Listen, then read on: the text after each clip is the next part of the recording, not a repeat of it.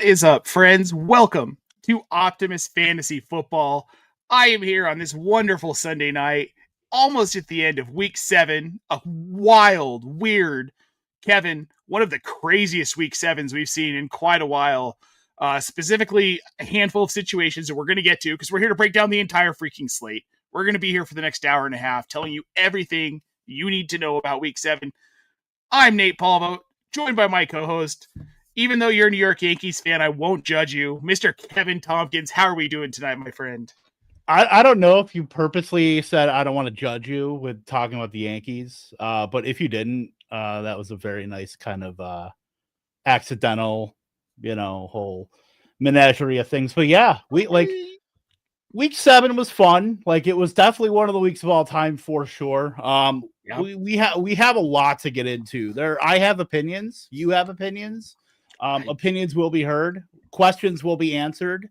We will ask questions amongst ourselves, but I want you guys in the chat to ask us questions as well, because that's what we're here for, in addition to talking about everything in week 7. So I'm very excited, and it was a very early start this morning because we did have a game that emanated from London this morning. Yeah. Oh, that was I'm going to say this. I slept through most of the first half, woke up in a panic because we had our start-sit show, slept through my alarm, and I started off the start-sit show by chuckling at Trevor Lawrence's stat line. And I think that's all you can really do with Jacksonville is chuckle. Do you want to start with Jacksonville? Should we start there? Start with that nastiness? All right, we're going to do that. Let's get into the first game. No more pussyfooting about here. We're going to get to this first one here. The Los Angeles Rams in London in a rainy affair at Wembley Stadium beat the Jacksonville Jaguars, Kevin, 35-7. The biggest notes in this game have to be that without Puka Nacua, Matthew Stafford goes nuclear, throws 5 touchdown passes. Davante Adams, 5 catches for 35 yards, but he hauls in 3 of those touchdowns, Kevin. Yeah, basically the Rams without Puka Nacua turned into the Denver Broncos. A lot of different pass catchers. I think it was 1, 2, 3, 4. I think we're at 10 that at least earned a target. 10 earned 10 had a catch too. It was, obviously Davante Adams was the clubhouse leader, leading everything, and he did. Jordan Whittington was basically Puka Nacua. He ran all of his routes, but everything was kind of split between a lot of different guys, like Kanata Mumfield scored a touchdown. Terrence Ferguson scored a touchdown as well. Like the tight ends were completely split up. Like you had 4 tight ends run no more than 37% of routes. So obviously you're not really starting any Rams tight end there, but like it was a very weird, what we're not used to with the Rams. Davante Adams obviously led the way. Tutu Atwell came back. He was inactive last week, didn't earn a target, ran 20% of routes. I think he got hurt again as well. But yeah, really the only things without Puka is like Davante Adams. You were hoping you get something out of Whittington, which you really didn't because, that game kind of got a little bit out of hand. A little bit, 35-7. But and then Kyron Williams was like, yeah. In a game that you were hoping, especially in a positive game script, you were hoping you could get more out of him. You really didn't because it got so out of hand. You ended up getting Blake Corum with 12 carries as well. So not too much to gleam out of that. It was nice to see Davante Adams with the most London coded 3 touchdown game you'll see. Yeah, no, anybody I unfortunately had to face Matthew Stafford. My brother-in-law had him, which was not great for me. Also had Josh Jacobs, and I had Justin Fields, but I'm still going to win somehow. Who knows? But yeah, the Kyron Williams, I really thought we'd see a little bit more out of him. 12 for 54 wasn't anything exciting. He had the 2 targets for 2 catches for 11 yards. Let's move on to the Jaguars side. I'm going to rant here for a minute. Can we please be done with Trevor Lawrence as a fantasy asset? Can I one up you real quick? Go for it. Okay, so you put in a raise. It's like poker. You put in the raise saying we want to be done with Trevor Lawrence. I'll re-raise you. Can we be done with Parker Washington? For the love of God. I'm about to put in a federal inquiry on the fact that he had 206 air yards this morning. He by far led all pass catchers in week 7 so far. Sorry, Parker Washington should not be doing. He had a 20.6 yard ADOT on 10 targets. Come on. Like, I know you and Travis Hunter had an awesome game. Don't get me wrong. Yeah. You know, it was great to finally see that. And he ran a ton of routes. And Brian Thomas, you know, got hurt at the very end of the game, and that sucked. But miss me with Parker Washington, like, in totality. That's a problem with this offense. Because we're having to say, forget about guys like Parker Washington. Trevor Lawrence doesn't have the awareness to get it to his playmakers. And that is one of the many problems I have with Trevor Lawrence in this offense. He's inefficient. His field awareness is atrocious, absolutely atrocious. And to get blown out in London by a Rams team that they're good, Kevin, but they're not that good. They're not this much better than anyone else in the league, in my opinion. They should have won this game. They were always going to win this game, but 35-7, and the score makes it sound closer than it was. Because for the majority of this game, it was 28-0. Like, Jacksonville got their touchdown in the fourth quarter. Is there anything other than Travis Hunter? Love to see 8 catches, 101 yards, and a touchdown. He had 14 targets, like you were saying. That was a bright spot in this game. Is there anything else on the Jacksonville side that we care about that was a bright spot that we should even be thinking about? I mean, pay attention to Brian Thomas as far as like his injury stuff, because you know that could what was always like the contingent play, and we talk about contingent plays mostly for running backs, but I think what's very, very undervalued is the contingency for wide receivers, especially when you have, well, going into the season, you had it as Brian Thomas and Travis Hunter, where you were hoping to get some Brenton Strange, and now with the priorities kind of screwed up in Jacksonville with the way they're running their offense, the way Trevor Lawrence is targeting De'Ami Brown and targeting Parker Washington and some of these other guys. Like, it feels very screwed up, but it was nice to see that they actually talked up wanting to get more involvement out of Travis Hunter and then actually doing it. Like, that was good to see. I do think Liam Cohen is starting to lose some of the goodwill that he had with the Rams, and with, obviously, he left the Rams, went to Kentucky, came back as Tampa's OC. But I think he's starting to lose a little bit of that with like these first 7 weeks in Jacksonville. Like, it's really tough to see this offense. I know Trevor Lawrence, we could talk about him as being like, maybe he's just Derek Carr, and being Derek Carr is like fine. But you know, we got to stop talking about Trevor Lawrence as like, oh, well, he's got so much of his career left and he can round into 4. Like, what's he, year 5 now? Like, he's shown us for 5 years what he is. We can't discount him because of 1/2 a season with Urban Meyer. No, like, we can't give him 4 years of leeway for that.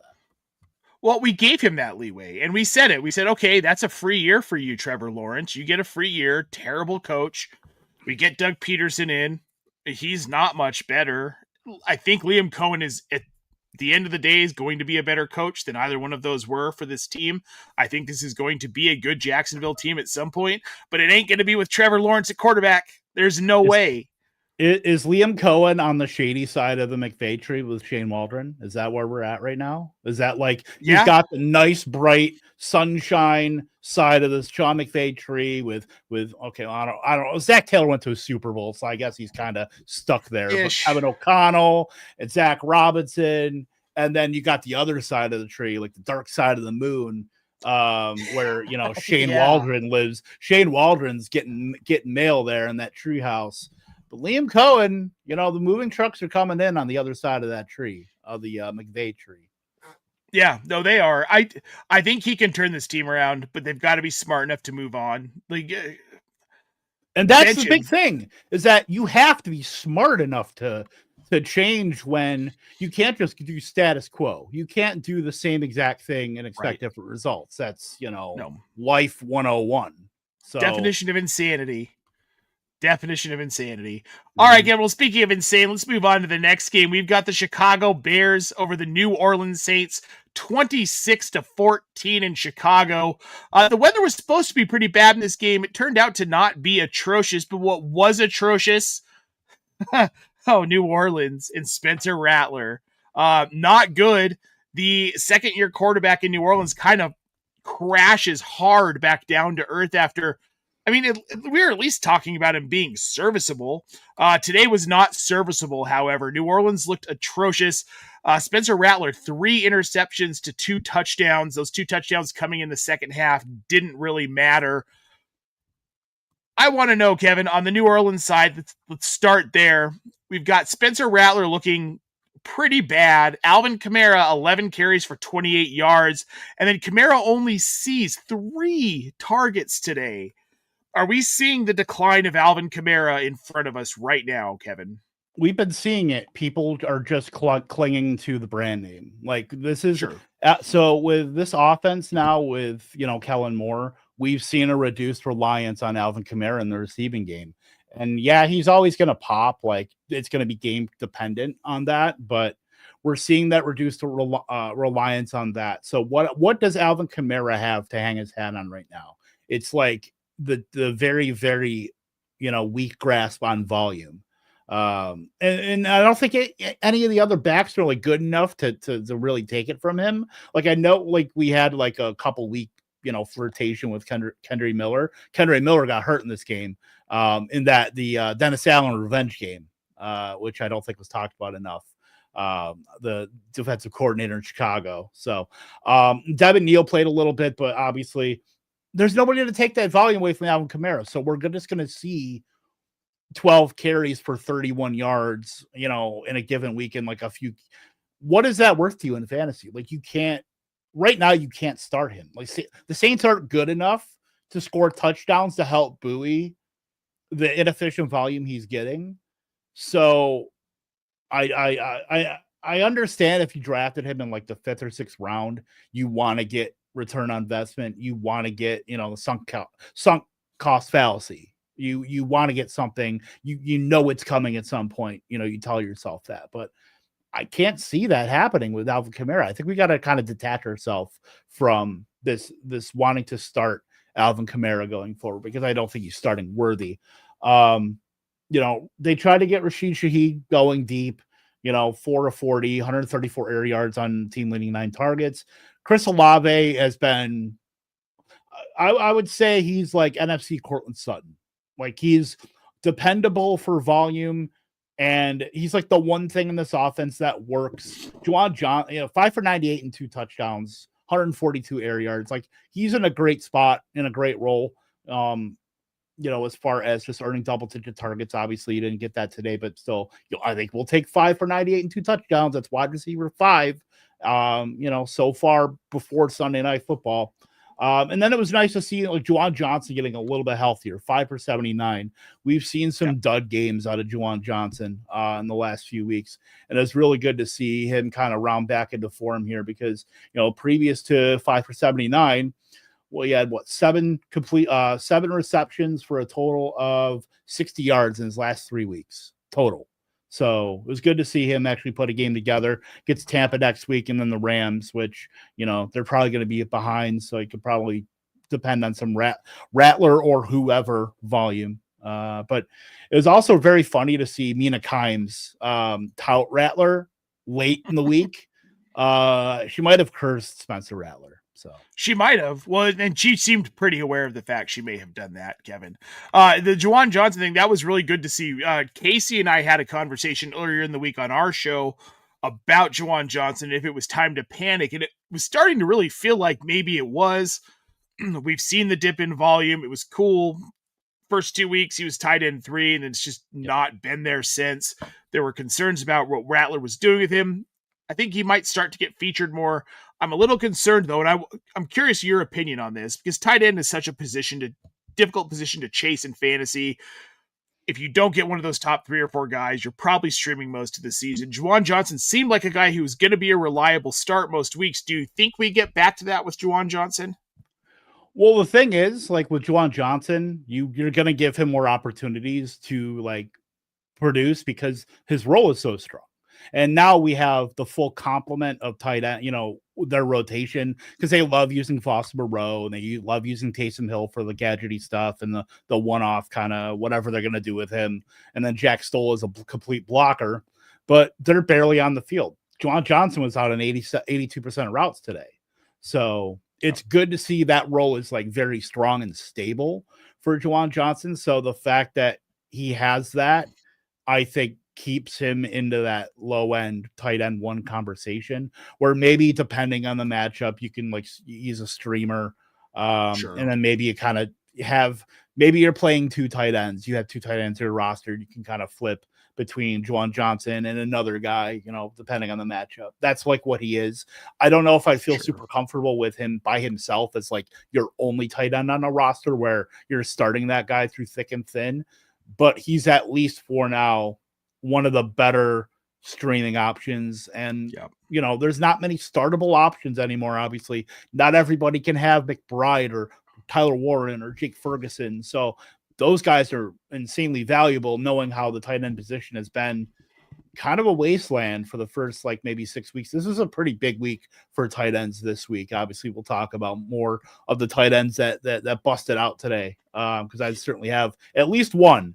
But you know, Juwan Johnson is Juwan Johnson is definitely one that you want to you know, hold on to, and just you're going to play him because you know he's going to be getting the routes. The routes based upside is definitely there, and then obviously producing on top of that's cherry on top.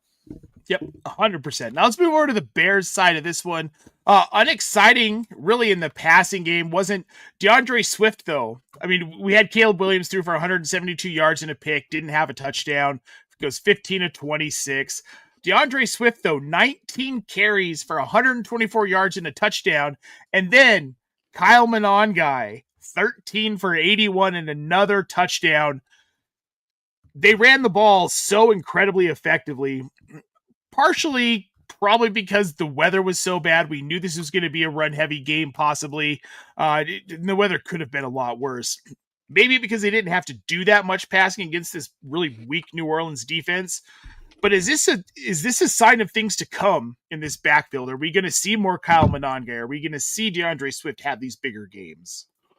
Well, as far as like coming out of the bye, the Chicago Bears switched out Braxton Jones for Theo Benedict, who has been their left tackle, and that seemed to kind of spark something in their run game a lot more. So what he did last week, DeAndre Swift, and now adding on 19 for 124 and a touchdown. Like, I think we're looking at a little bit of a run with DeAndre Swift where now he's just a solid RB2. I don't think he's going to be like anything more than that, but Kyle Monangai is a guy to watch, because if this offense is going to be running, you know, maybe dipping away from the pass a little bit and featuring that second running back, because Monangai split a lot of the early down work with Swift, and split some of the third down stuff with him too. Like that was more of a split that we want to realize. Like looking at, you know, Swift, you know, still out snap Monangai, still ran more routes than him, but you know, Monangai had 15 opportunities, Swift had 20. So Monangai is probably like a priority ad for fantasy rosters, but I don't know if I feel good at starting him. I do want to see more if this is going to be what is going to happen with the Bears versus kind of just throwing caution to the wind and starting him, and then you get right back to like, you know, 2 carries and 3 targets. That's what like Monangai was doing previous to their bye week, was like a couple carries here and there. He was very well targeted, like for a backup running back. So I do want to see if this is going to be a thing, but he should be on most fantasy rosters. Yep, and he had 3 targets. That was 2 more than DeAndre Swift today. Now let's move on to the passing side of this. There just isn't much to talk about, Kevin, and I'm not concerned. Just a low volume day. Simply didn't need to throw the ball. A total of 15 catches spread out amongst, we've got 8 receivers. DJ Moore gets the most. He's got 3 catches for 43, no touchdowns in the passing game whatsoever. Odunze 2 for 31. Any concern here, or was this just a week where they didn't need to throw the ball? I mean, it was very low volume week, but like looking at some of like the route stuff, Colston Loveland has surpassed Cole Kmet. Like that's a thing now. Ran 63% of routes today, Loveland did, to just 26% for Cole Kmet. You know, they were kind of in a split coming out of the bye against Washington, but now Loveland is kind of overtaken. And then, yeah, it was because Cole Kmet got hurt. I was getting to that. But yeah, Kmet got hurt, but like Loveland, this is kind of the impetus of wanting to see more of him. And hopefully we get, some more Luther Burden, because look, for the same reasons that we're sick of Parker Washington, well, maybe not the same reasons, but to the level of vitriol, we're sick of Olamide Zaccheaus as well. I don't know, like, what does Olamide Zaccheaus do for you? Like, honestly, what does he do for your offense besides run like filler routes, like run exercise routes? Because I want to be able to get Luther Burden explosive. He blocks his ass off. Yeah, sure, great. Like anybody, not anybody, but most players can do that. Like you could find Trent Sherfield has made a career out of being a fifth receiver that blocks. So you're muted, by the way, Nate. Yeah, so I mean, I want to see more Luther Burden. It's nice that we're seeing Loveland. I know it was because Kmet got hurt, but that's really the only takeaway. Like Rome Odunze has been,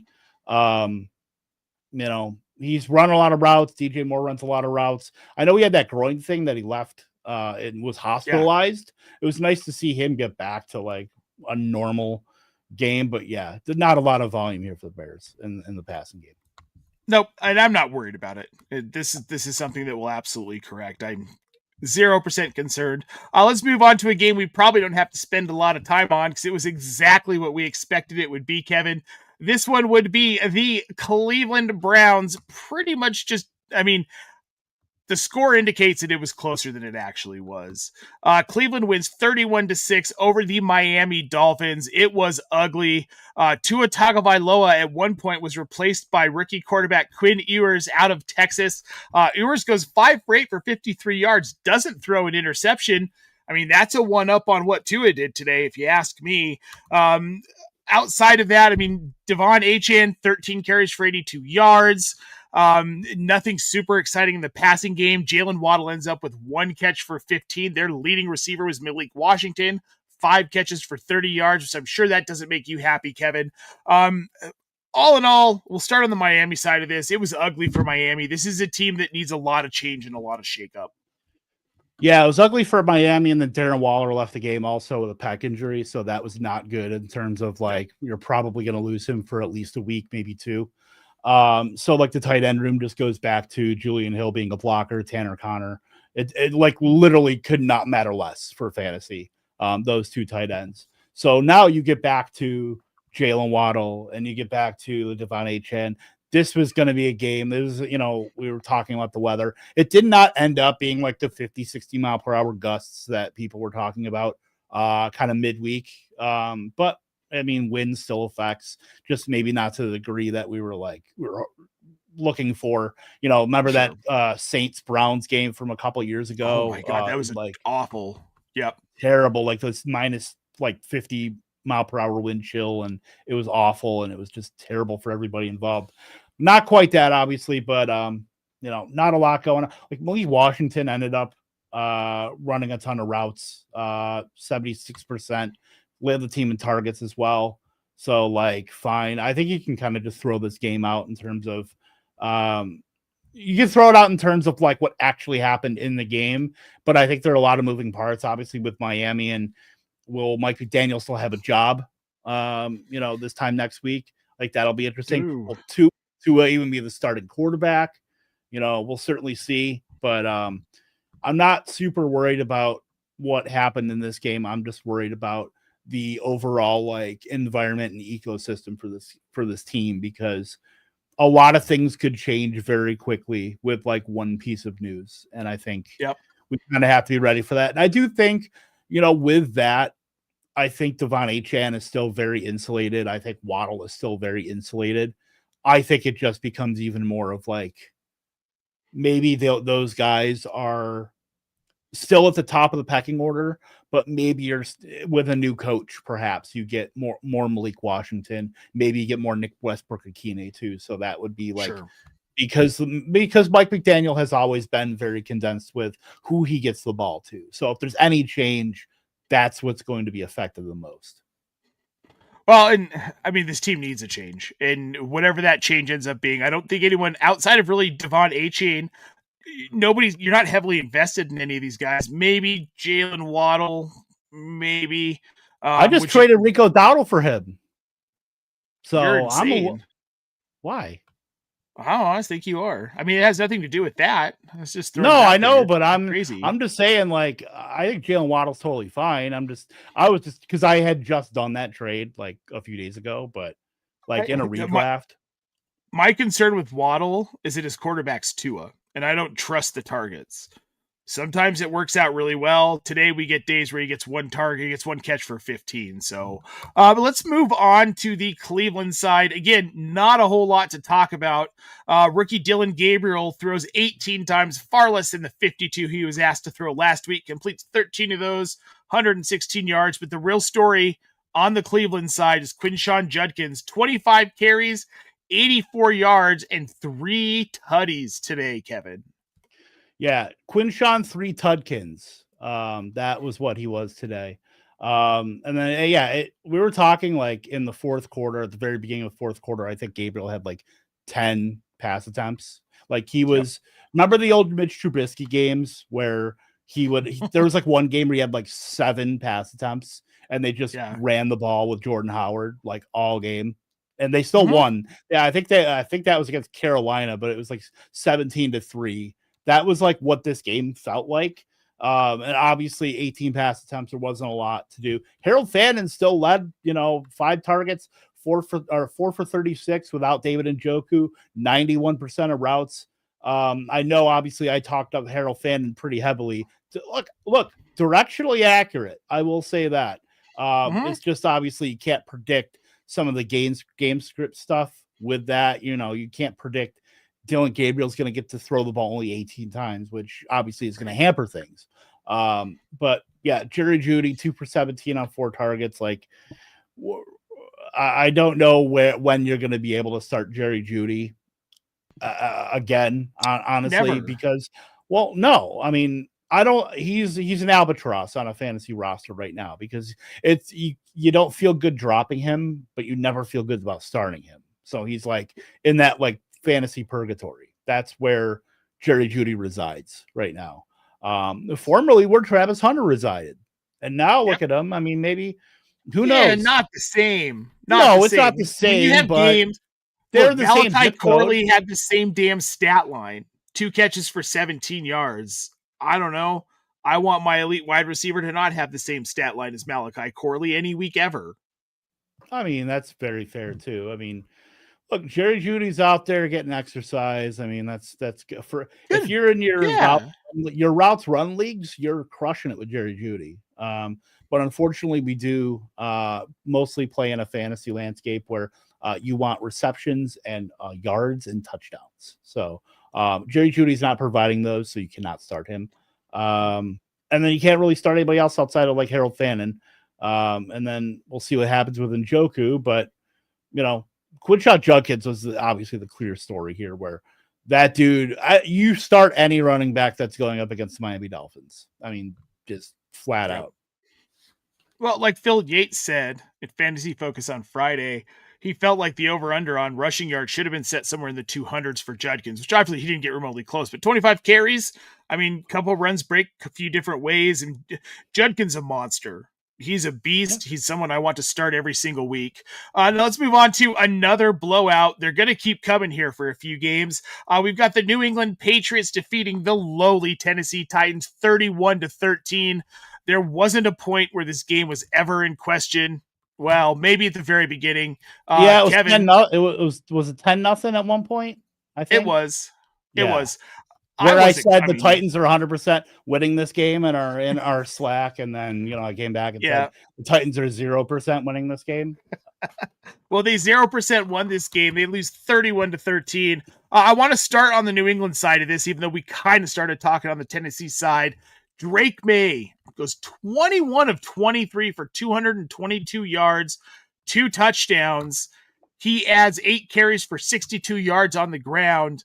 This kid is quietly putting together one of the better fantasy seasons at quarterback, Kevin, and nobody's noticing. I think people are noticing. They're just it's hard to put Ish. it, but it's hard to put him in the category of like the Baker Mayfields and the Patrick Mahomes that are, trust me, you will see nobody bang the drum more than me for Drake May. But with the season that Patrick Mahomes is having, with what Baker Mayfield's done, is it realistic to call him the MVP? Probably not. But is he in the conversation? I think you could certainly make a case. What he's doing, like with spare parts for the most part, and like old guys, like Stephon Diggs led everything in the receiving game, 7 for 69.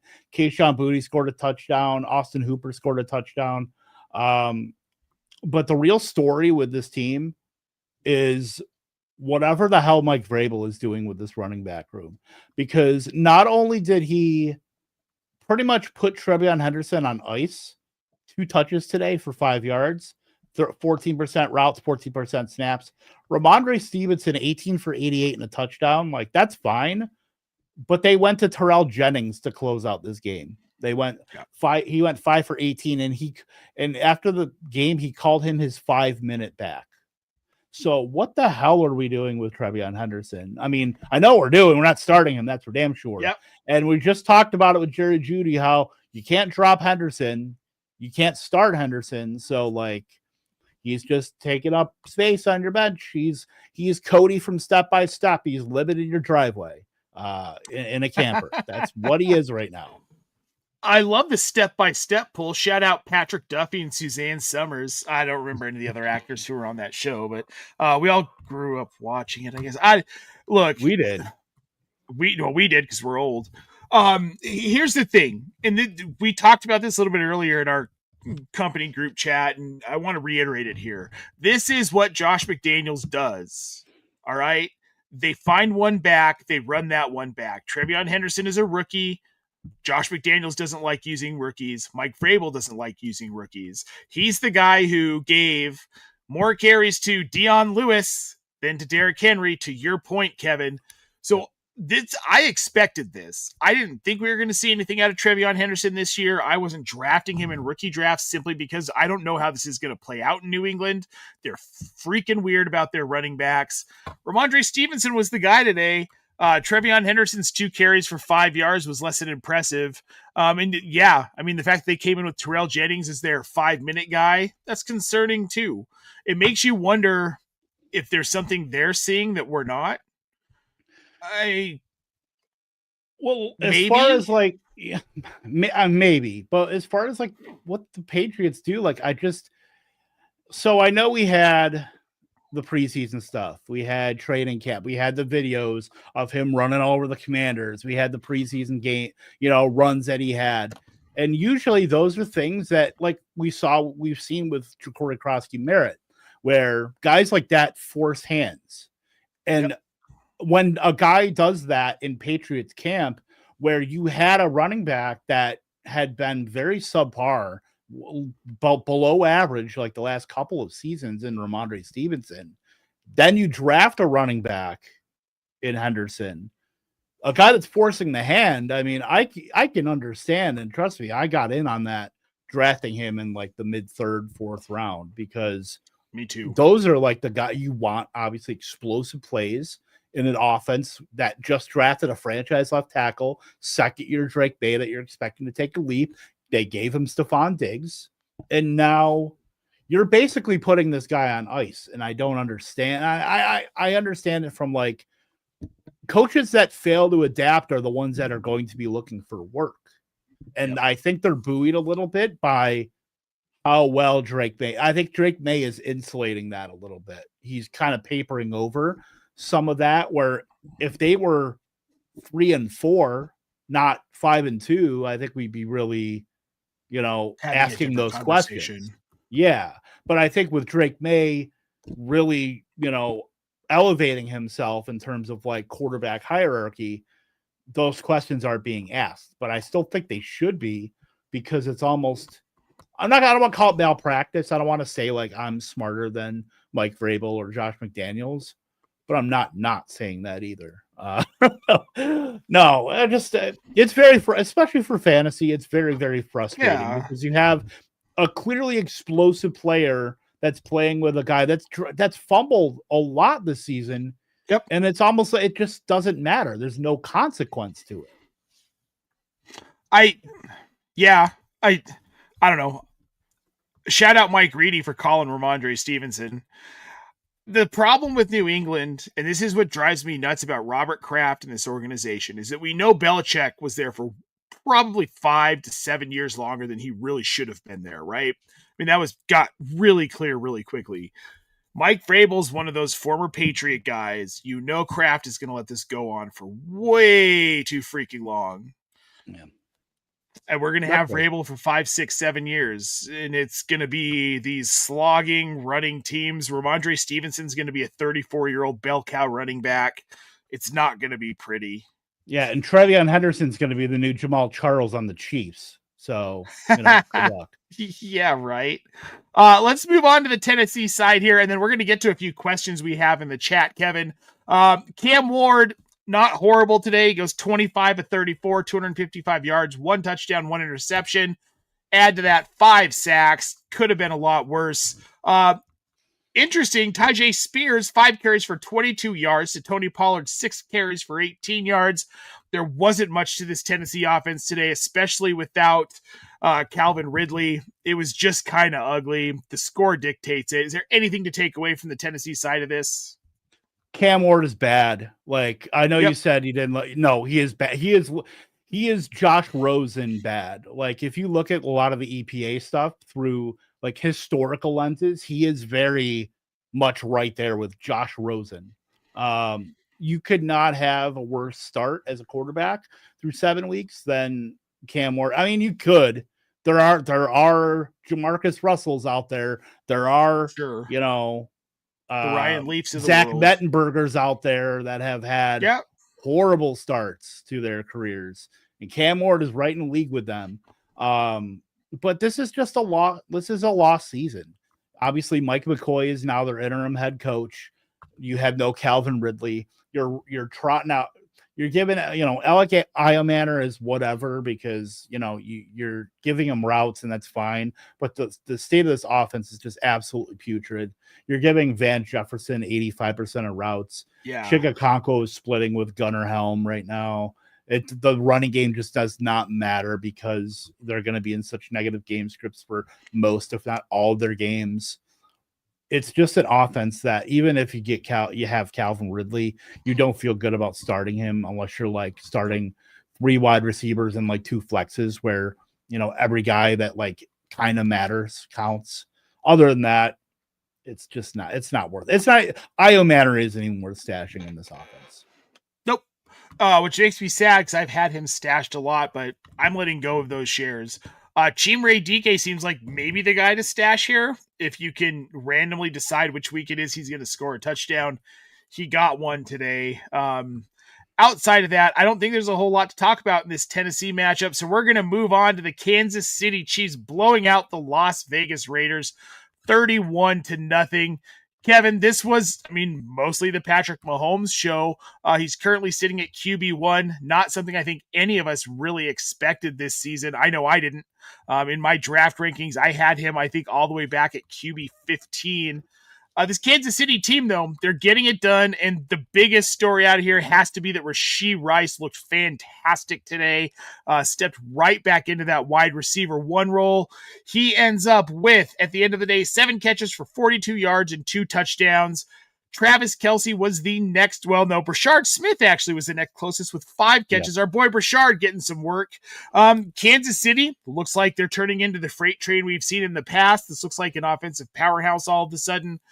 To be fair, it was against Las Vegas. What did you take away from this game today on the Kansas City side, Kevin, that we didn't already know about this team coming into this game? It was interesting to see, because Rashee Rice coming back, you were going to see what, how many routes he was going to run. And obviously the game script didn't help. He probably would have run more had they been competitive. Only ran 48% of routes today. You could probably expect that to come up. And then on the flip side of the other side of the scale, probably Juju Smith-Schuster is going to come down. It's the same role for Rashee Rice. He only had a 2-yard ADOT. But that's like typical for Rashee Rice where they get him in space. and you have a lot of creative stuff that they use with him. And then Xavier Worthy will be just fine too. He ran the most routes out of anybody on the team, 75%.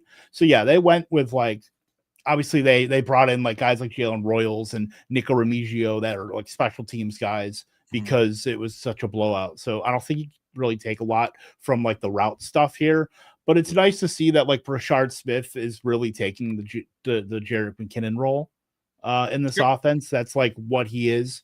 But still, Pacheco still had a pretty decent role, 15 for 57 and a touchdown. I mean, who can't run on the Raiders at this point, especially in a game you're obviously went out to 31-0, but you know, that kind of continues some of the stuff where if that had been a more competitive game, you probably would have seen him where he was last week, where he ran like 75%, you know, or had 75% of snaps.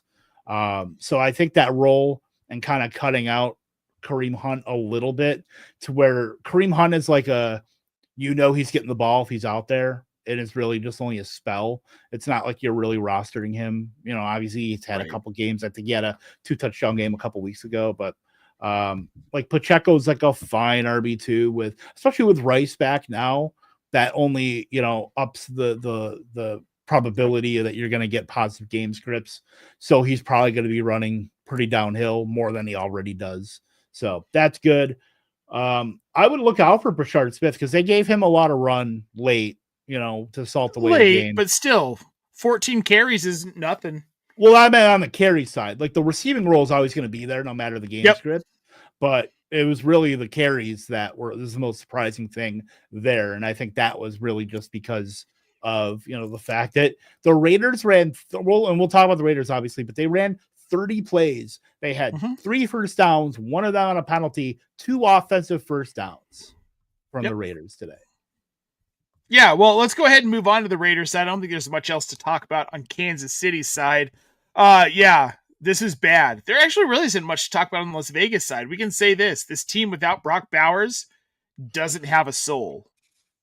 Plain and simple. What does that mean? And then what does that mean if they don't have Jacoby Myers as well? They don't have a conscience? Like no, well, it's the Las Vegas Raiders. Did they have a conscience to begin with? I mean, that's debatable. Story. Like, you know, Trey Tucker led, but Michael Mayer, we were hoping to get something out of him, and he didn't. Ashton Genty got game scripted out.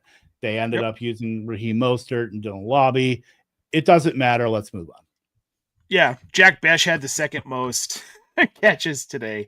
We're going to move on to a game that, I mean, I didn't care about in a real football perspective, but in fantasy I did. Either team could have lost and I wouldn't have cared. But in this one, Minnesota lost 22-28 to the Philadelphia Eagles. This was actually, I'm going to be honest, Kevin, this game was a lot closer than I thought it was going to be. I thought this was going to be a Philly blowout. Carson Wentz is just not that guy, and he proved he wasn't again today. As the great Scott Fish tweeted out, he said, Carson Wentz doing the Lord's work, making sure that there's no quarterback controversy here in Minnesota. We'll start on the Minnesota side of this one. Wentz goes 26 of 42 for 313 yards, throws 2 interceptions to no touchdowns. He does get Justin Jefferson going 5 for 79, does not get a touchdown, but then Jordan Addison, 9 catches for 128 yards today. Probably the most exciting thing that really honestly happened for Minnesota. What did you take away from this game other than obviously Jordan Addison blowing up and them getting handled by Philly? Like I you know, look, I don't want to say this because I'm boots on the ground in Fargo and Carson Wentz went to NDSU. Like Carson Wentz is fun bad.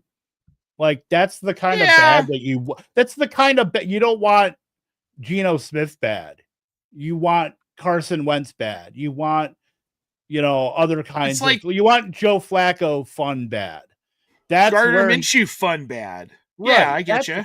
That's the kind of bad because he knows what to do. He knows who to get the ball to. He should have had a touchdown. The TJ Hawkinson that should have been a touchdown that they overturned and said he didn't have control of the ball when he was going to the ground. Like he absolutely did, and Hawkinson was pissed about it after that. But yeah, Jameis Winston bad, Ryan Fitzpatrick bad. Carson Wentz is absolutely in that discussion because he's not like a total zero, like when they get down. Right. Like they only lost by, less than a touchdown.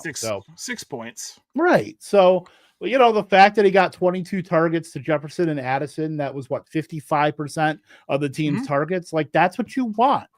And then Hawkinson still had if you add up 25 and 30, that's 55. That's almost 3/4. That's over 3/4 of the targets to those three guys. Welcome to Condensed Offenses 101, because you got the Vikings right here, and Wentz knows what to do, gets the ball out to those guys. So that's perfectly fine with me as long as he's getting the ball. 194 air yards, by the way, to Jordan Addison. Obviously the second most to Parker Washington, the vaunted deep threat for the Jacksonville Jaguars. Yeah. Future Hall of Famer Parker Washington, of course. Yeah. Maybe in his high school. Maybe. Jordan Mason, 15 carries for 57 and a touchdown. I mean, that feels about the baseline for, it's fine. It's what Jordan Mason is. Let's move on to the Eagles side of this. It looks like they decided to throw the ball a little bit more, Kevin. Jalen Hurts goes 19 of 23 for 326 and 3 touchdowns. AJ Smith, 4 catches for 121 yards and 2 touchdowns. Devontae Smith has a career day, and this is just insane. 9 catches for 183 yards and a touchdown. Everyone wanted Dallas Goedert to be a thing after last week. My brother-in-law played him against me, got 3 catches for 18 yards, and I'm ecstatic. But the passing game in Philly looks to be back. The running game, not so much. Saquon gets 18 carries for 44 yards. Jalen Hurts has 4 for -10. What is this Philly team, Kevin? What is this?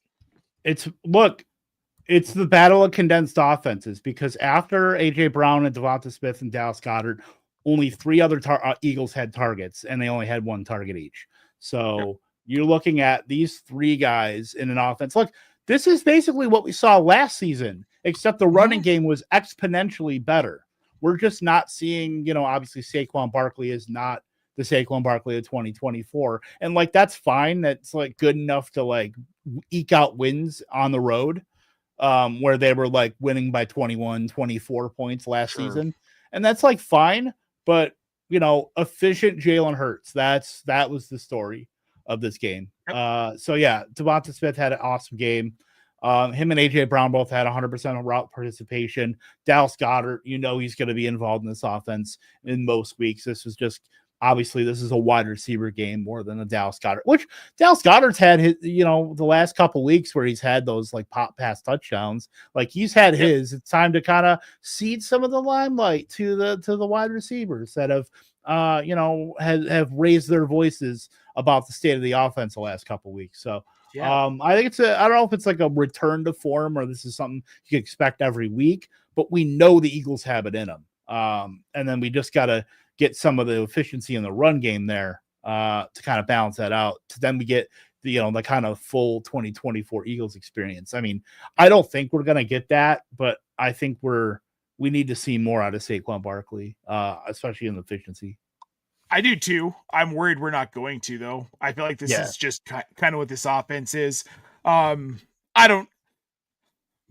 don't feel terrible about it because I can't stand Philly sports fans. They threw batteries at Santa Claus. So I don't know, it kind of puts you in a category for me.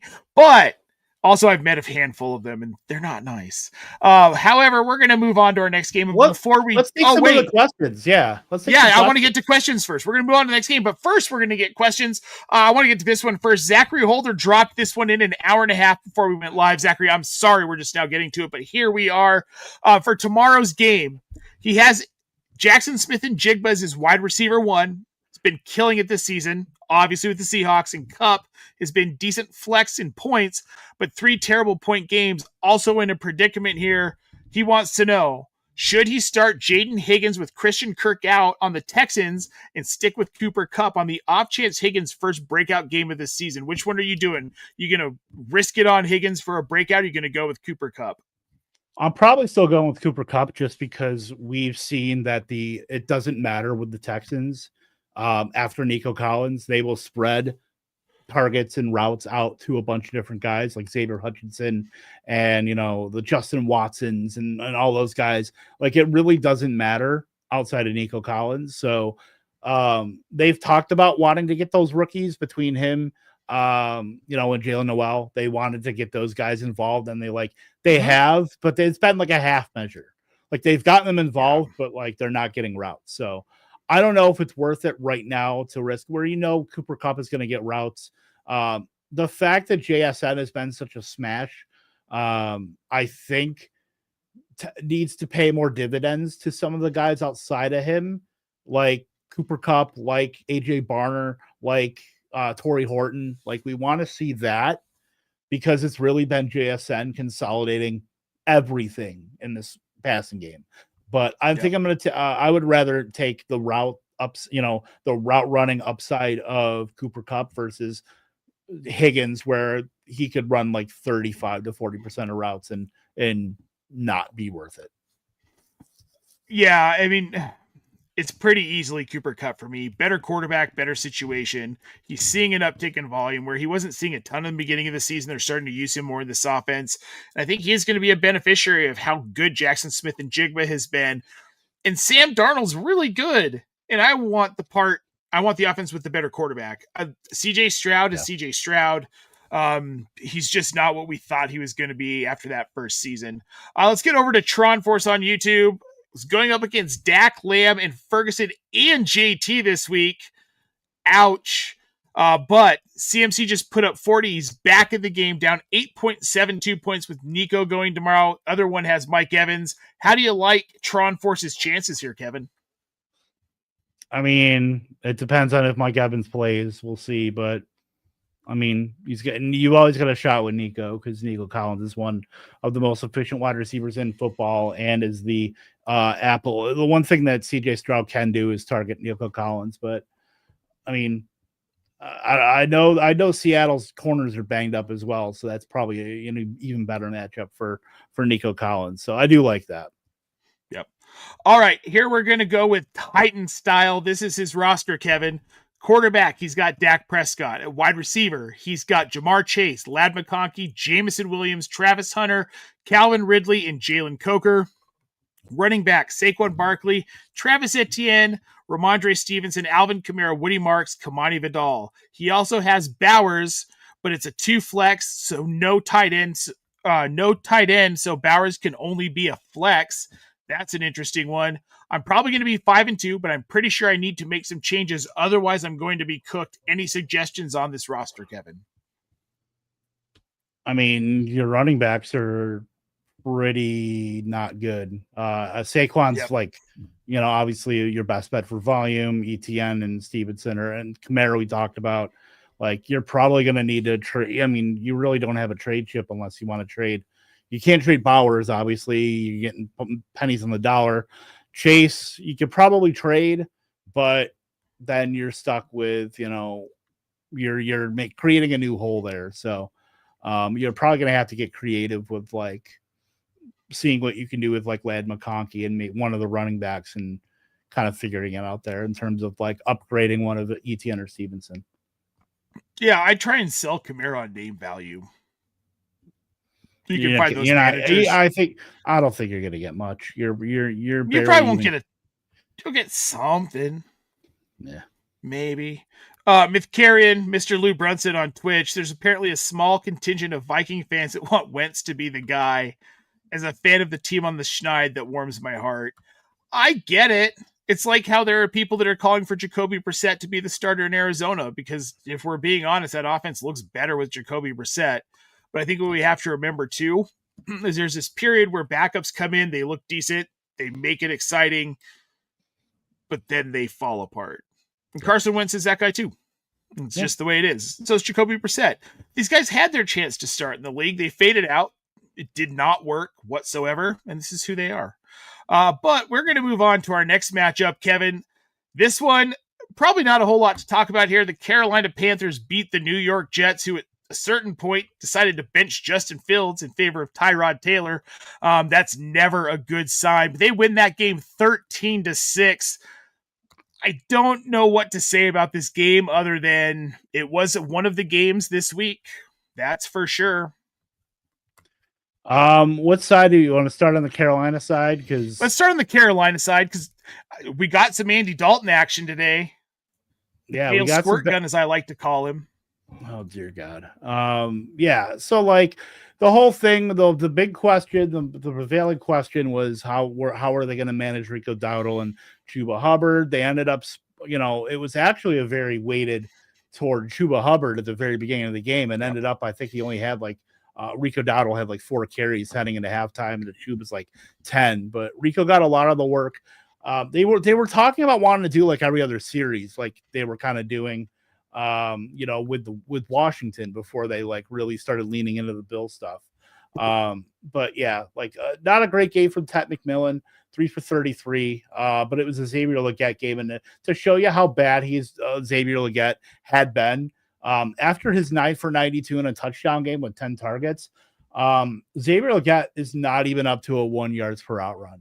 He is still at 0.86. That shows you how bad Xavier Legette has been. And it was almost the worst possible timing for that because we did get Jalen Coker back. He was very well managed, but he was in the slot for most of the game. Yeah. 88% of his routes were through the slot. 2 targets, no catches. Probably going to be worked in a lot more. He did send Hunter Renfrow literally down to 0. He didn't even get on the field today. So I think that's going to be something to watch in terms of Coker getting on the field a little bit more to where you feel good about starting him.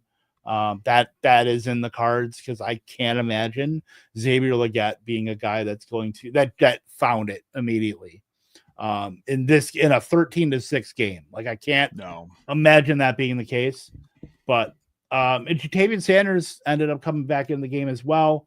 One target, 39% routes. Like if you held on to him, you can just drop him at this point. There's other tight ends that are well worth your time, not Bryce Young's 4th target. So that's really the only takeaway there is that Jalen Coker came back, is going to get worked in. Don't have to worry about Ted McMillan. I would fade Xavier Legette's big game. I wouldn't be picking him up on the waiver wire. Yeah. And then I think we're still in like wait and see mode because Rico Dowdle was pretty good in the work that he did get. Still ended up with 47% of the running back rush attempts for the game. So much more efficient than Chuba Hubbard was. I think this could be a thing where maybe they want to get Chuba Hubbard involved, but they see he can't be as efficient as Dowdle. And in this run, maybe they end up kind of shifting things a little bit more toward Dowdle, and then we'll see what happens. But I'm still holding Dowdle, and I'm fine starting him as like a flex play. Yep. Just want to throw this out here. Bryce Young is having his ankle evaluated tomorrow. Could be red rifle time. I mean, there's nothing exciting about that. Let's go ahead and move on to the Jet side here. Again, nothing too exciting. Tyrod, we do. We are legally obligated. Tyrod Taylor, he was the stats hound in this game at quarterback. Justin Fields gets pulled after going 6 for 12 for 46 yards. Tyrod Taylor, not much better, 10 for 22 for 126 and 2 interceptions. The Jets failed to score a touchdown in this game. Breece Hall goes 11 for 38. Their leading receiver was Tyler Johnson. He had 3 catches for 60 yards. This was just ugly. This Jets team is a mess, and I don't know what else to say other than I wouldn't be starting anyone other than Garrett Wilson.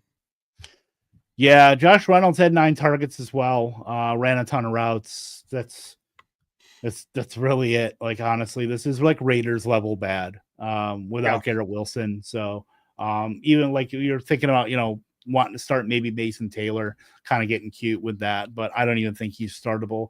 He's probably rosterable, but we need we need to kind of see Garrett Wilson come back to get a threat on the outside that can actually not condense the the defense to like the middle of the field where Mason Taylor operates. So I would, if you got to drop them, you drop them, and it's fine. It's not like you're not losing sleep over dropping Mason Taylor. But he's running routes. Like that's pretty much his upside. He's Kate Otten. He's Kate Otten with a little more athletic upside. Yeah. All right. Well, I've had enough of that one. I think you have too. Let's move on to the Green Bay Packers beating the Arizona Cardinals 27-23. in a game, I'm going to be honest, Kevin, I thought this was going to be not even remotely this close. Let's start on the Arizona side of things. We already talked a little bit about Jacoby Brissett. He goes 25 of 36 today, 279 yards and 2 touchdowns. Not as exciting as it really sounds. Trey McBride, leading receiver, 10 catches for 74. Zay Jones has 2 for 67. Marvin Harrison, 2 for 58. Michael Wilson, 3 for 40. Little bit spread out here. And in the rushing game, not much to talk about either. Bam Knight goes 14 carries for 57 yards. Jacoby Brissett, 6 carries for 26. Arizona's not fun to watch, Kevin, at all. No, as a Packer fan, this was not a fun game. And yeah, look, these two teams are the same team. Like the Packers are just the Arizona Cardinals with a better publicist. That's and a little bit better quarterback. I don't know about that. But you know, it's it's your God-given right as an American to have the freedom to say that. So I'm not going to argue with that. But look, the one thing that Brissett does is he understands the assignment. He knows what he's there to do. He's there to force feed Trey McBride the ball and then do what he can to try to get the ball to Marvin Harrison, because it looks like he's just really like not that good. He feels very Rashad Bateman-y. And it sucks to say that, but like he's basically a deep threat that can sometimes moonlight as a target earner. Like that's what Marvin Harrison is right now. And maybe that changes with whether it's Drew Petzing or a new quarterback or whatever the case may be. But Marvin Harrison in this offense, as currently constructed, is like toxic for fantasy lineups. Like you might get a 4 for 90 game, like whatever. You might get a couple deep shots, but yeah, he is a guy that you can't really. But Trey McBride, like, yeah, Brissett understood the assignment. 10 for 74, 2 touchdowns. Yeah. If this is like, I will, go do a no Kings protest for outside of State Farm Stadium, so that Kyler Murray doesn't get his job back if he's going to feed Trey McBride like this. That's where I'm at right now. That's how you win games. Feed your best player. I mean, like they got close in this one. They led for a good portion of this game. No short Kings. That's what we're doing. No short Kings. No Shout short. out Marcus Grant.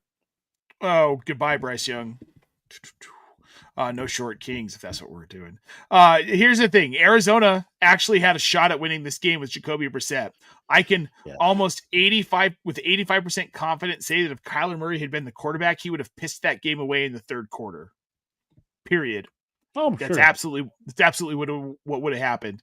He'd have come back from the half. He's got Call of Duty on the brain, and he would have screwed it up. Let's move over to the Packers side of this, though.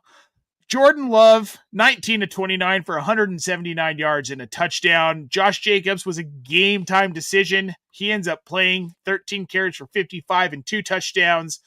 Outside of that, Matthew Golden, Kevin, is getting more involved in this offense. 4 catches for 37 yards. He did not add a rushing carry today, actually. And then Romeo Doubs leads the pack, 6 for 72. Tucker Kraft going 5 for 58 with a touchdown. All around, this offense looked pretty decent today, Kevin. The receiving options looked great. Josh Jacobs put up points. Nothing to complain about, but I want to know your thoughts on this team moving forward and what you saw today. I mean, this team is pretty banged up in terms of like some of their skill position guys. So obviously Josh Jacobs is going to be managed a lot more today with Emmanuel Wilson and Chris Brooks. And that's exactly what happened because Jacobs didn't even he got 55% of the snaps. But he was still out there and still pretty decent. Obviously the 2 touchdowns, still RB6 on the week, which is nice. Obviously Tucker Kraft got in the end zone. And that's the big thing with this team is like, because they're so uncondensed, even though you get games like this from like Romeo Doubs, 6 for 72, like totally fine.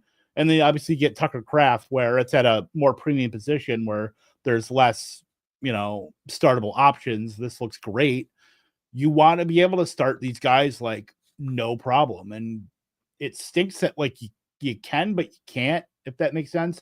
Like Kraft is very boom bust. He needs touchdowns to be able to kind of survive in the fantasy space just because, I mean, he historically has not been like a target earner. He's been an efficiency. He's George Kittle, basically. He's like early George Kittle where you take the valleys to get the peaks. So this is like what Tucker Craft is, to where it's like not the most comfortable start, but you start him anyway, hoping you're going to get the boom weeks.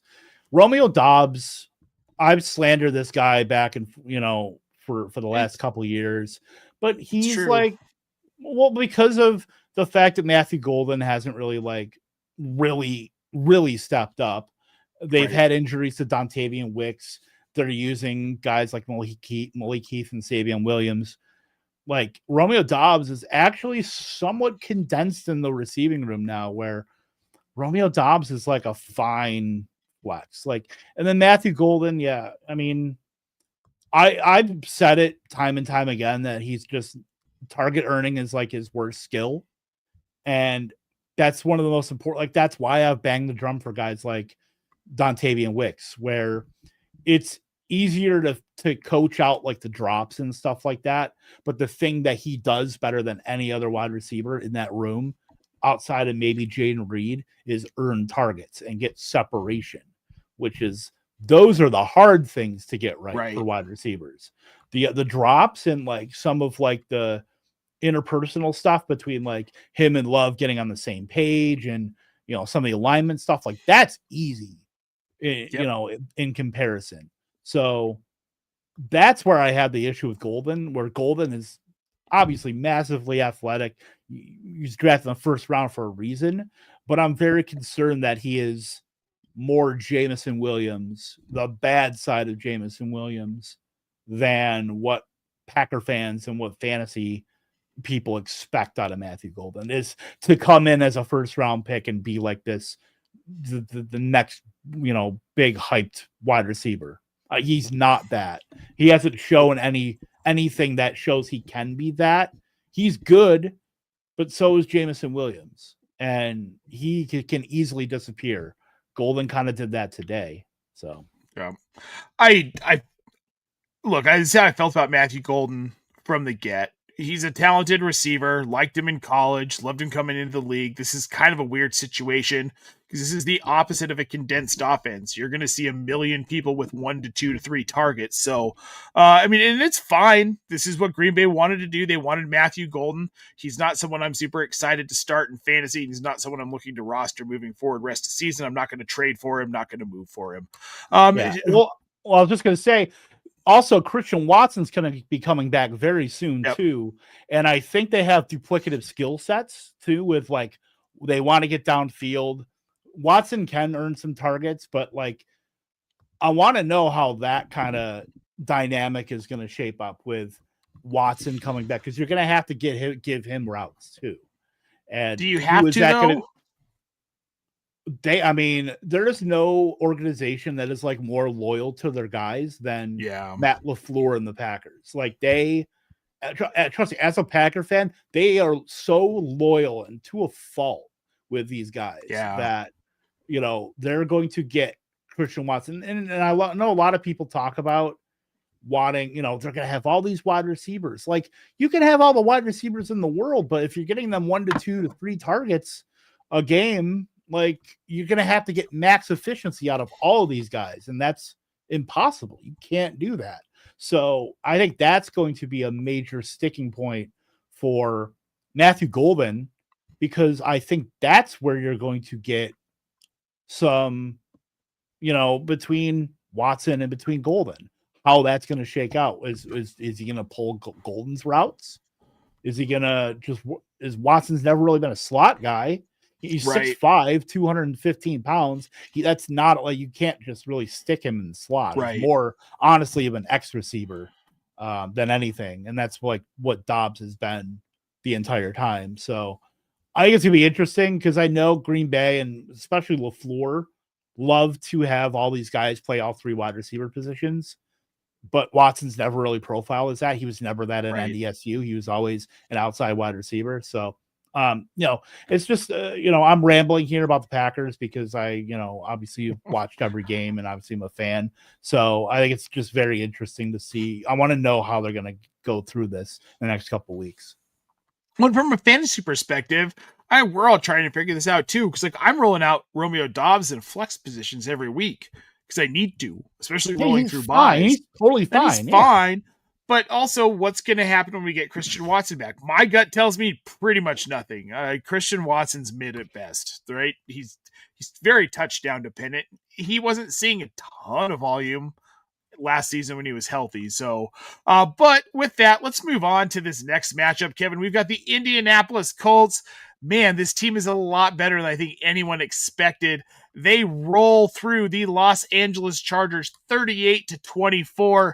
We're going to start on the Los Angeles side of this, Kevin, because, I mean, we can't bury the lead anymore. We've got to talk about this. Rookie tight end Oronde Gadsden. I watched this dude in Mobile at the Senior Bowl. He is a absolute beast of a human being. He is enormous. And for someone his size, he moves very well. And today he moved very well. 7 catches, 164 yards, and a touchdown for the rookie tight end. Kevin, this wasn't on anyone's radar today. Not one. We talked about Oronde Gadsden a little bit this morning as like a possible like tight end streamer. If you were in a pinch this morning, you needed to start someone. But holy crap, man. I mean, if you were really paying attention to what Gadsden has been doing in this offense and how he sent Tyler Conklin basically to 0, this week he sent Will Dissly to 0. Tucker Fisk is always going to have a role in this offense as a blocker, but he has sent the other 2 wide receivers after starting as the 4th tight end on the roster. He's sent those 2 guys to 0.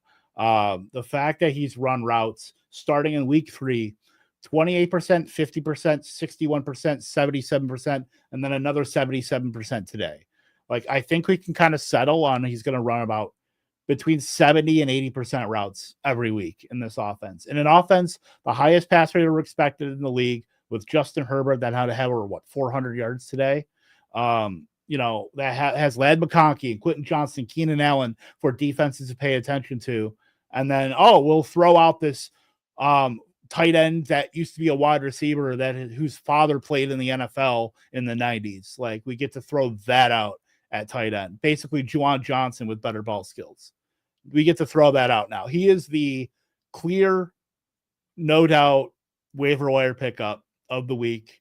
If you need a tight end and for some reason he's out there, he's a guy you're going to want to I don't know if I'd say empty the clip on, but you're going to put in most of your fab. If you have your top waiver claim and you need a tight end, like, he's the guy. If you have 75% of your starting fab left, and you need a tight end, or even if you don't, because he is a good guy to play defense on for the rest of your, so nobody else can beat you with him.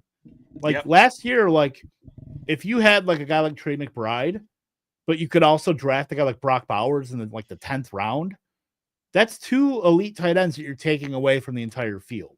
So, yeah, so you could play kind of defense in terms of, I know it's really league dependent because of how many roster spots you have to be able to do something like that. But we're talking about basically a wide receiver that happens to play tight end, that in this awesome offense with Justin Herbert throwing him the ball, and he's getting routes, and he had his highest 8 out of the season today, 11.4 yard 8 out, 18% target share, 23% of the air yards. He had 103 air yards as a tight end. That's massive. That's massive. Darren Waller. That's prime Darren Waller. That's prime Mark Andrews.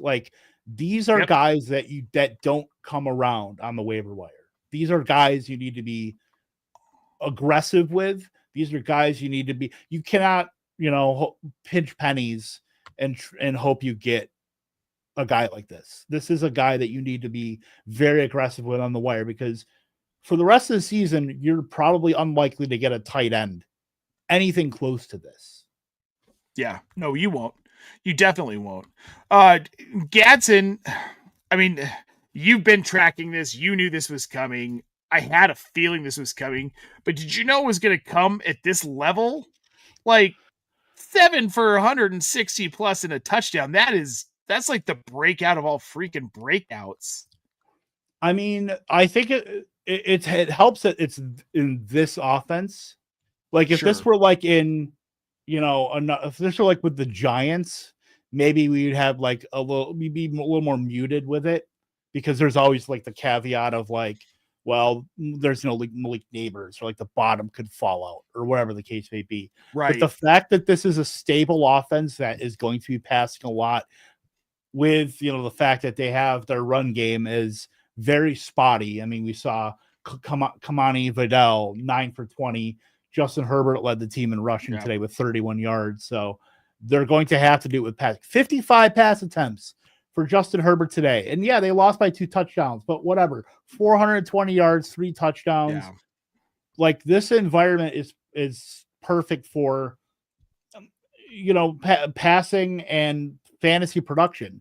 Like, so the thing with like him in this spot, and I know a lot of the competition within his own, with Keenan Allen, with Ladd McConkey, with Quentin Johnson, and that's a concern. That's the main concern I had with a guy like Gadsden breaking out, is that it's going to be hard to come by. And we've been talked about this with the San Francisco 49ers when they have all those pass catchers. We had the Kittles and we had Brandon Ayuk and CMC. Yep. And like, there's only one football to go around. You can't get it everybody. But the main difference is 49ers never had pass volume.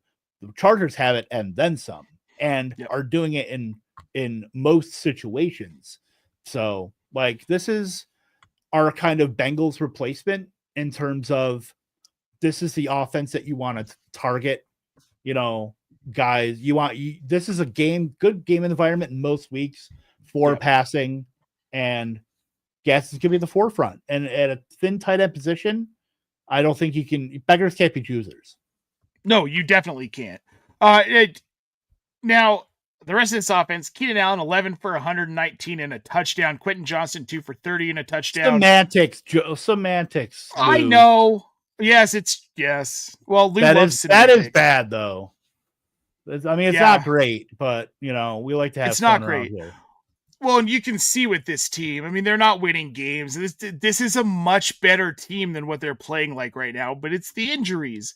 And they can't run the ball because of injuries. I mean, Kamani Vidal, 9 for 20. Far cry from what he did against Miami last week, which I don't think is a shock to anybody because the Miami defense is just that bad, obviously. So I can't wait for Amari and Hampton to get back for the Chargers.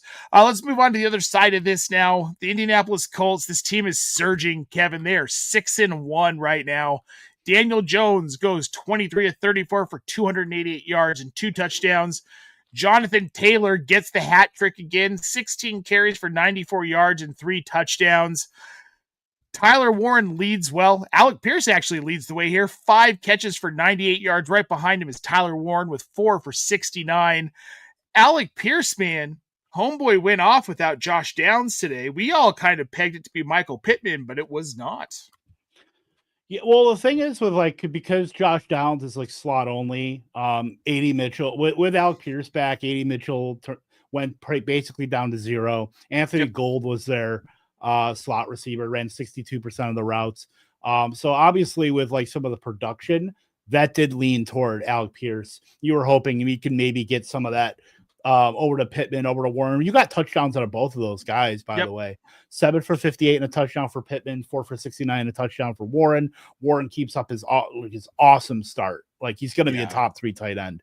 So, and then obviously Jonathan Taylor is 2024 Saquon Barkley. In this offense that, look, Colts Chiefs, we're waiting for it. It's gonna be a slugfest. That's gonna be the matchup right there. So I'm excited if that happens to come. I don't know if they play let me take a look. Oh, they do play in KC week 12. So that's gonna be a slugfest. Yeah. That is. Well, I thought that'll be a good game. I was going to assume that they would play. I mean, I think they'll probably rematch in the playoffs. That feels like an AFC championship game at this point. I know we're literally at the end of week 7 talking about this, but like these Colts feel inevitable the way they're going. And I know there's still some downside that we haven't seen yet. And as maybe that flip of the coin can happen with Daniel Jones in any moment. But the way he's been reined in, by Shane Steichen, like, this offense looks really good, and it's really hard to kind of poke holes in what they've done. And then their defense is like pretty good too. Like, I don't think we kind of sleep on that a little bit with how well the offense has been, but like their defense is like good enough. Yeah, they've been, I mean, they're 6-1. You don't get Many to are 6-1. Many are saying it's true. All right, let's move on to the next one here. I think we've had enough of that matchup here. We've got the Dallas Cowboys defeating the Washington Commanders 44-22. This game did not go the way I think a lot of us thought it was going to go. Well, it was kind of goo at times, but going to go. I did not see Dallas blowing out Washington, Kevin. Jaden Daniels ends up going 12 for 22 for 156 yards and a touchdown. He leads the team in rushing with 35 yards on 8 carries. Ja'Cory Krosky-Merritt goes 13 for 33. Quite the disappointment. Chris Rodriguez gets the only rushing touchdown, and then Zach Ertz gets the receiving touchdown. All in all, on the Washington side of this game, which is where we'll start, it was kind of a letdown. I had Jaden Daniels as my QB1 this week. Dak Prescott is my QB2. Jaden Daniels did not do it. Of course, he got hurt. What are your thoughts on this Washington squad? Where are your concerns lying right now with this team? I hate this offense outside of Jaden Daniels and outside of like Ja'Cory Krosky-Merritt. Like the fact that Zach Ertz and Chris Moore are both running 80% of routes, a 32-year-old journeyman, literally journeyman, and Zach Ertz, who's going to be like getting AARP in the stuff in the mail very soon. And Zach Ertz is like totally fine because his tight end is such a wasteland that like 3 for 37 in a touchdown plays as a top 12 tight end, which it was as tight end 11. But yeah, with all these receivers, like they got Robbie Chosen out of mothballs today to run 55% of routes. I think that should tell you where we are with like this receiving group. Like Jalen Lane, Luke McCaffrey, like they need, and I know they paid Terry McLaurin, he's even almost 30. They have it at Deebo Samuel, he's 30. Like this is the oldest team in the NFL. And I think we're seeing because of like injuries, Jaden Daniels can't do it all himself, even though we feel like he should. So, I mean, I have very, very big concerns about if this is like Mariota for a game or whatever the case may be, even if it's Jaden Daniels, like I have a very hard time seeing the upside here with like this group. And I know like this is some parallels that we talked about with Drake May, where he's lifted up these guys, but like even these guys that are at least the guys that like they've had like that Drake May has, like Stephon Diggs and Mac Hollins, like those aren't like Kayshon Boutte, like are like totally fine guys, but they're not, they're somewhat proven. Like Jalen Lane's not proven, Luke McCaffrey ain't, and they're not showing that they are. Chris Moore is a guy that was drafted 19 spots after Leonte Carew in 2016. Robbie Chosen, they unearthed from whatever tomb he was in. And then like I missed me with this offense outside of Bill, and I know Bill didn't have a great game, and that was probably game script related as well too. Not great efficiency, but better days are ahead there. Yeah, Chris Rodriguez had a touchdown, whatever. I'm not super worried about that. But I think even like the passing game stuff is going to affect, Bill's efficiency going forward. Sure. They really got to get guys healthy is what they need. Well, and that's it. They don't have not by far the most injuries. I mean, that's been San Francisco just absolutely getting crushed, but they've had the significant ones. I mean, losing Deebo and Terry McLaurin in that offense, that's a killer.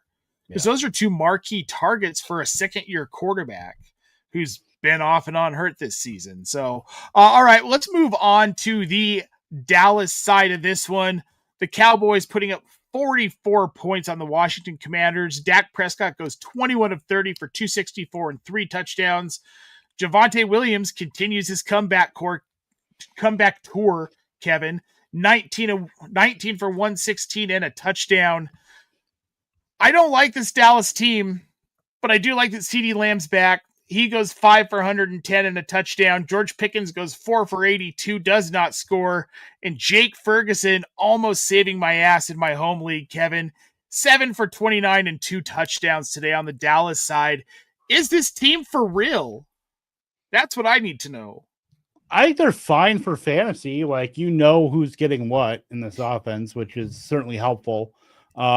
Any questions about CeeDee Lamb were erased, 5 for 110 and a touchdown, 100% route participation. So don't have to worry about that. Him and Jake Ferguson both led the team in 7 targets, 7 for 29 and 2 touchdowns for Jake Ferguson on 82% of routes. Totally fine. George Pickens had a really awesome catch on the sideline today, 4 for 82, 108 air yards, 97% of routes. Like, those top 2 receivers are going to be obviously well involved.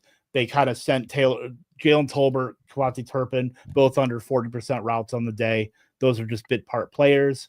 And then Javonte had a dud game last week. I don't think you have to worry about him going forward. That role is awesome for him. 61% of the team rushing attempts, 69% of snaps, 64% of routes, 160 yards, 1 touchdown. Awesome. Can't No complaints. Nope. We did see some Jaden Blue work today. He got 7 carries, if only for 29 yards. I just wanted to toss that one out there. We've all been fans of Jaden Blue here at Optimus Fantasy. Hoped he'd do it sooner, but Javonte Williams has been too good. I think our love of Jaden Blue is predicated on the fact that this backfield was Javonte Williams and Slime Sanders, and nobody wants that. Well, apparently you do want Javonte, though. I mean, yeah, you certainly want Javonte. Like, I never really drafted a lot of Jaden Blue just because there really wasn't a lot of, like, I don't know. I didn't, the tea leaves weren't like really there for me. And at that ADP, I was drafting other guys. I was drafting a lot of Coker and a lot of Fannin, and that's like whatever. But I was not really drafting a lot of Jaden Blue because the price was not really that conducive to drafting a guy almost sight unseen. That was a 3rd round, day 3 pick. But just with the way obviously Miles Sanders getting hurt kind of broke that pretty wide open for Blue to be like the backup there and the contingent play. But yeah, he's like fine. Yep. I want to throw this out here from Herms before we get on to the next game. Random question. Any tips for managers sitting at 1-6 trying to run the gauntlet and make the playoffs, Kevin? Wheel and deal. Like, make sure you don't sit on your team and expect things to turn around. Like, you have to be proactive, especially at 1-6, because one loss, you're done. Yep. Yeah, you're basically done. You need to run the table. So be proactive and make deals and improve your roster. I know it's hard to do because more than likely, if you're 1-6, you probably have albatrosses on your team. You probably it's likely you drafted one of like Saquon Barkley or Joe Burrow or Brock Bowers or any of those guys. So that makes it more difficult. But wherever you have guys that if you have guys that are on your bench that can be useful, and you want to package a couple of them for a stud, you might have to make your team more top heavy, but you have to give yourself a chance too. Yep. All right. This next one here from Tyler Sperry.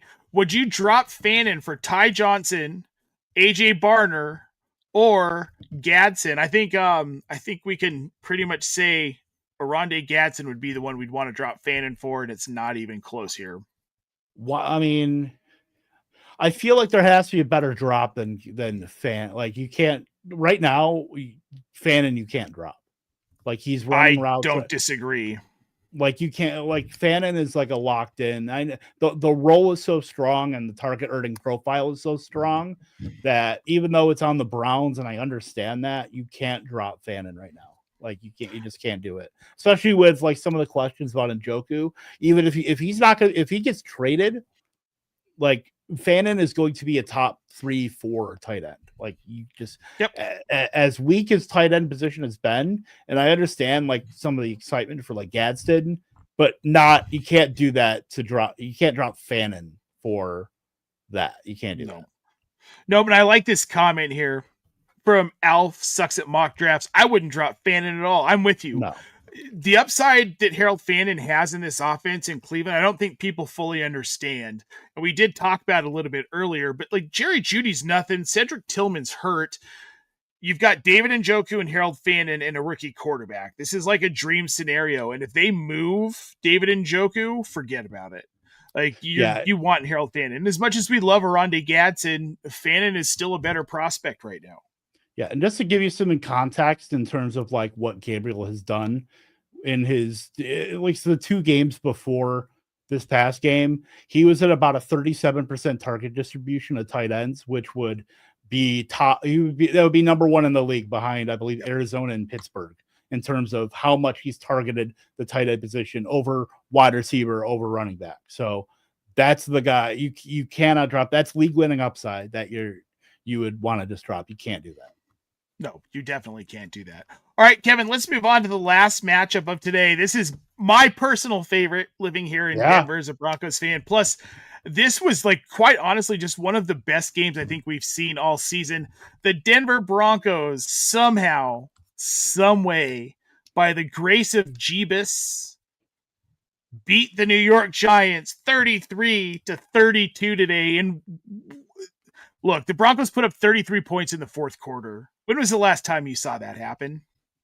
I don't think ever. Like, honestly, I know this was this is unprecedented. Like think about that game with like, what game was it? Was it Colts Vikings a few seasons ago? Yes. Remember the Vikings made that massive comeback on the Colts? Wasn't that like a Saturday game or something like that? It was a Saturday game in December. Yes. Yes, it was. I do remember that. Yeah, because I remember having, I think I had cousins in that. But that's like that kind of comeback where we thought it was just completely over. I mean, no game is completely over. I mean, if we're looking at it, it was 19-0 entering the fourth quarter. But yeah. Just for context, if you're not a stats chaser like we are, at the end of the first half, Bo Nix had 6 completions for 89 yards. He finishes the game 27 of 50 for 279 yards and 2 touchdowns. And then 2 rushing touchdowns. And he had 4 touchdowns on his own in the fourth quarter. He's the first quarterback in NFL history to ever accomplish that. Let's start on the Denver side of this. And everything we're going to talk about essentially happened in the fourth quarter because there was no offense from Denver in the first 3. Like we said, Bo Nix goes 27 of 50 for 279 and 2 touchdowns in the air. J.K. Dobbins had a solid day, 14 for 81 yards. He does not score. Bo Nix has those 5 carries for 48 and the 2 touchdowns. And then we had 2 receivers over 80 yards. Marvin Mims, 6 catches for 85 yards. Then we had Cortland Sutton, 6 for 87. Troy Franklin gets the tip touchdown. He goes 3 for 19. What did you take away from this? And for me, it's hard to look at this game and say I took anything at all from this from a long-term standpoint or a fantasy standpoint because of the situation. But there has to be something. I mean, because, obviously Cortland Sutton is always going to get his 6 for 87, 9 targets. That's like all well and good. A lot of that was because of the game script and the fact that they had to make a furious comeback. So like in terms of like distribution wise, so like obviously Troy Franklin had a touchdown. RJ Harvey had a receiving touchdown as well. Both Troy Franklin and Cortland Sutton had 2-point conversions as well. But like having to throw downfield, 177 air yards for Troy Franklin, 112 for Sutton, 93 for Mims. Like, obviously, they had to go deep to, like, all these guys. So some of the distribution stuff kind of got wonky there. And that's not something that you can kind of really do week to week with that. And then, J.K. Dobbins, just 14 for 81, some efficiency there, but really wasn't needed because R.J. Harvey ended up getting a lot of that work. And so did Tyler Bidet, who got on the field quite a bit too, having to come back. So, that really wasn't conducive for like a lot of what Dobbins does, which Dobbins works more in like positive game scripts where that's like something you can salt away rather than having to make a furious comeback where you get guys that are more, receiver oriented like RJ Harvey and Bidet. So not much to take away from this aside from having to just throw the ball downfield. As we saw with 2 guys over 100 yards downfield, and Mims almost got there as well with 93 air yards. Yeah, and Mims didn't make a massive mistake that cost them the game today, which that's going to be my big takeaway. Look, Marvin Mims, he's turning into a real boy. We Yeah. love it. Well, I don't know Let, about that. oh, he's trying, all right? He's trying so hard. Keyword, he's Let's trying. He's trying. Let's move on to the New York side of this. And again, this all happened in the first 3 quarters of the game. Jackson Dart goes 15 to 33 for 283 and 3 touchdowns. That rushing upside we love from him kind of got capped today. He has 5 carries for 11 yards, but he does score. The return of Tyrone Tracy to semi-relevance. He has 9 carries for 46 yards and a touchdown, which does not match Scadabo's 16 for 60.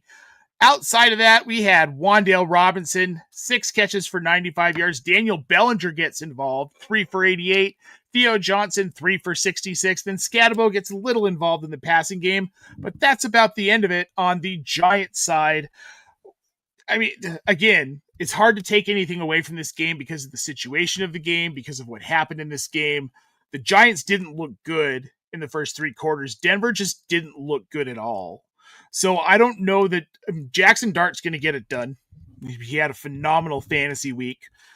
I think we're going to get those out of him no matter how ugly these matchups are, just because of the type of player he is. But otherwise, did the backfield get more confusing for you this week, Kevin, with the return of Tyrone Tracy, or is this still Scadabo's backfield? It's still Scadabo's backfield. It was a explosive play from Tyrone Tracy. I think it was a 31-yard touchdown. So I'm not really like putting a ton of stock into that in terms of like anything long term. It's still Cam Scadabo's backfield. Still ran 60% of snaps, half of the routes. Tracy was well below that. Still, we're looking at 20 opportunities for Cam Scadabo, 3 for 34 and a touchdown receiving, 60 for 60 on the ground as well. So not worried there. Bellinger had that long play, 44-yard touchdown at the start of the game, and then Theo Johnson got in the end zone as well. And then I know Wan'Dale, obviously 10 targets, 6 for 95. Like, that's totally fine. Little Jordan Humphrey ran 94% of routes and had just 1 target, no catches. So purely exercise was on the table for the littlest of Jordan Humphreys. So I do love that. As far as we know that it's going to be Wan'Dale Robinson. We know obviously Jackson Dart's going to get the tight ends involved. And I hate to give Jason Garrett any credit, but in terms of having to how to parse this team, I mean, they have their quarterback. They know it's going to be Jackson Dart, at least for the foreseeable future. They just got to learn how to win. And, this is the fact that this was so unprecedented. Like, this just doesn't happen. And good teams will put the foot down in terms of not letting the Broncos get back into it. So, as far as like anything you can glean from this, not really. It's like Cam Scadabo's backfield, and Wan'Dale's going to be involved. But the tight end stuff, obviously, 11. We're talking 11 targets, 6 catches, and 150, 154 yards between the two and 2 touchdowns. Like, that's not something they can really take week to week in terms of like distribution. I think Theo's a fine flex most weeks. He gets routes. He gets routes, but he falls in the end zone. He's a tight end 1. You can say that about anybody, though. I know, but I feel like he has a better shot of falling in the end zone than a lot of these guys. It's just me. See, but you're going to want me to do it when I play you and hope he doesn't fall in the end zone. Well, he's just in a group of like 7 to 8 tight ends that are basically the same guy. Like, what is the difference between him and Jatavian Sanders and Mason Taylor? Volume. Sure, I mean, but is volume really there though? Like, I know he's route getting volume in the red zone. Okay, what's the difference between him and Cade Otton? Because we're not starting Cade Otton. I'm starting Cade Otton this week. You're starting him this week, but like when guys are healthy, you're not starting Cade Otton. Probably not. When guys are healthy, I'm not starting Theo Johnson either, but nobody's healthy. He's not. I'm not going to roll him out and be like, this is my tight end 1 this week. But I'm going to be like, oh, shoot, I need a flex play right now. I've got to plug someone in who's got a decent ceiling. It's Theo Johnson every week. He's just got. Is he going to get to that ceiling? The disparity between his ceiling and floor is huge. I mean, does he have ceiling though? I mean, I'm looking at just 4 touchdowns in the past 4 weeks or so. Like, it's a lot of skill. That's a lot of points coming from touchdowns when you're looking at Theo Johnson for a guy that's had one game over two games over 4 catches this season. So I don't know. I mean, I'm not going to recommend Theo Johnson, but I understand how, because of tight end and the way it is, that, you know, you would get to a play like that. I get it, but it happened. Look, I'm not saying run out and grab him. He's just a nice little whoopsie flex play. He is present and accounted for on the waiver wire in most leagues. Then you know what? We'll give him that at least. Kevin, this has been a blast, man. Thanks for hanging out with me on this Sunday night after the games. It's much appreciated. Crazy slate today. And if you've got more questions about everything that happened today, head on over to our Discord server. The link is in the show description down below. Waiver wire advice, dynasty discussions, NFL best bets, and a lot more. We're constantly over there talking football because we're a bunch of freaking nerds and we love this game more than anything on earth. Wow. Yeah. Here we go. 2 games tomorrow night. So your fantasy fortune is not written in stone yet. We don't know how this week is going to end. You can catch Evan and I tomorrow night during the games for your waiver wire advice. But tomorrow morning, before you do any of that, check out Kevin on Clock Management, noon Eastern Standard Time, right here on this very channel. Kevin, who's your guest tomorrow? It's, we're going through the tight ends because I love it. Trust me, we went through running backs, we went through wide receivers. We're giving out some grades, and I get to yap for an hour or so about Aranda Gadsden, or if I decide to talk about anybody else at tight end. But yeah, definitely check that out. We're going to be going through all the relevant tight ends and going through, rest of season stuff about and what their roles have been, what we can expect out of them. So check that out. Certainly tomorrow morning, 11 Central, 12 Eastern. Yeah, fantastic, guys. Clock Management's a great show. And then after you're done with that, head on over to tools.optimusfantasy.com. Get 25% off your first 4 months with the promo code OptimusFall. We just launched our new league manager. It's an update of the old tool, but this thing gives you league power rankings. It shows you your standings. It's got trade recommendations for you, and it will tell you players who are hurt, and we're working on giving you a recommender to replace those injuries. So make sure you go check that out, guys. It's a labor of love. Kevin's been working on it. I've been working on it. Lou's been working on it for nearly a year now. So go check that out, guys. It's been a blast, Kevin. It's been a great week 7 so far. We hope y'all have a great rest of your week 7. Enjoy those 2 Monday night games tomorrow night. For Kevin Tompkins, I'm Nate Polvogt. Thank you for tuning into The Express. We'll see you next week.